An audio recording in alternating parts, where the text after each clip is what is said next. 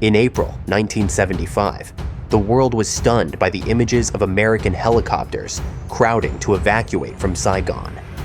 A global military superpower, equipped with the most advanced weapons of its time, ultimately suffered a humiliating defeat at the hands of a small nation in Southeast Asia.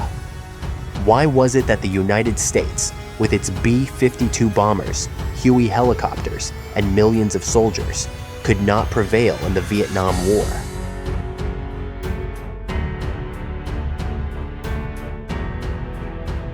In 1954, after France's crushing defeat at Dien Bien Phu, the Geneva Accords divided Vietnam at the 17th parallel.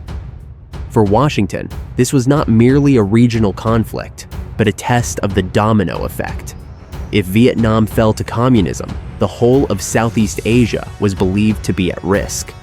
Driven by this fear, the United States deepened its involvement, first through financial aid and training for the South Vietnamese Army, then by sending advisors, and gradually deploying combat troops. What began as a localized conflict soon escalated into one of the fiercest battlegrounds of the Cold War.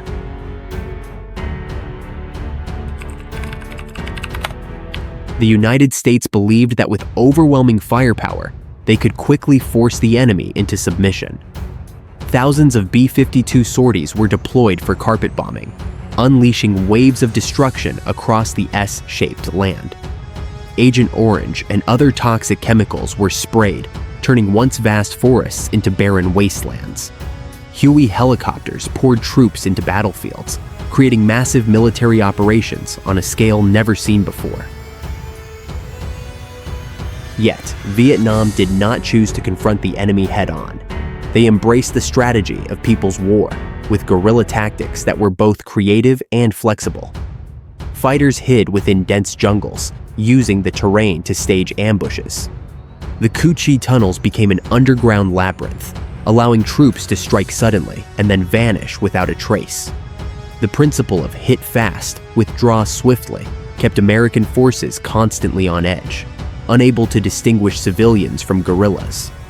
As a result, the United States might capture a village one day, but once they withdrew, guerrilla forces would return and reclaim it.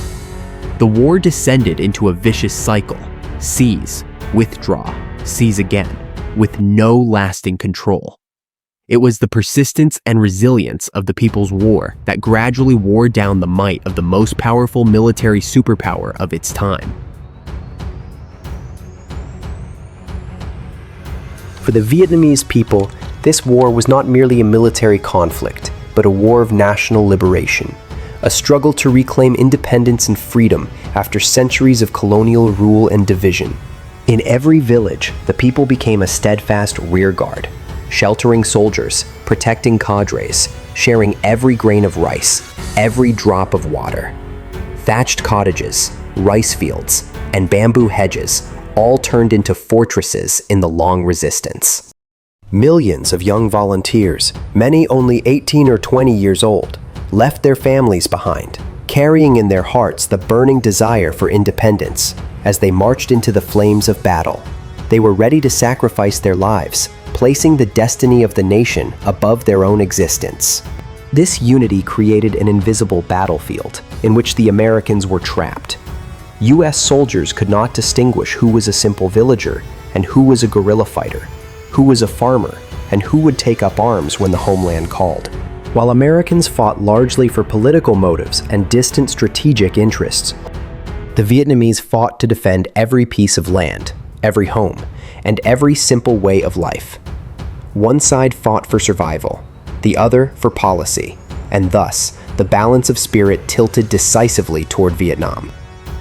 It was this unyielding spirit, the solidarity of an entire nation, that became the most formidable weapon, one that ultimately pushed a mighty superpower into deadlock, and, in time, to defeat. For the first time in history, a war was broadcast live into American households. Images of children fleeing napalm bombs, the My Lai massacre, and fallen U.S. soldiers shook public opinion to its core. The anti-war movement erupted. Millions took to the streets. Students burned draft cards, and artists created songs in protest of the war. After the Tet Offensive of 1968, although the liberation forces suffered heavy losses, the spirit of the American public was nearly broken. They realized that a quick victory was no longer possible.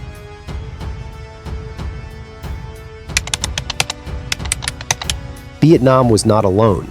The Soviet Union and China not only supplied weapons and ammunition, but also sent military advisors, provided logistics support, training, and even economic aid to sustain the resistance. This support allowed North Vietnam to fight a protracted war, turning the conflict into a war of attrition that gradually dragged the United States deeper into the quagmire. Although the United States was powerful, with unmatched economic and military strength, it found itself politically isolated. Many of Washington's allies in the Western Bloc offered only symbolic support and avoided direct involvement. America's image on the world stage was steadily eroded, as it failed to convincingly justify a war that was both long and costly in human lives. Meanwhile, the anti-war movement erupted, not only within the United States, but also across Europe, Asia, Africa, and Latin America. Demonstrations, articles, and calls to end the war echoed worldwide, casting the United States increasingly as an aggressor in the eyes of the international community, a superpower imposing its will on a small but determined nation.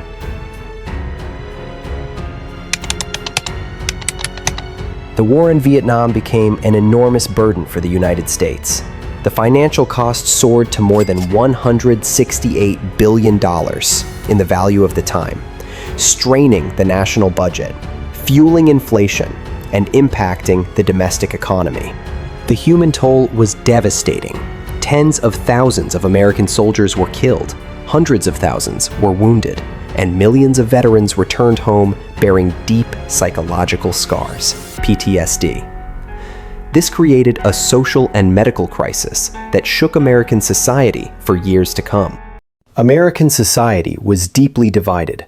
Public trust in the government collapsed as the grim realities of the war became undeniable.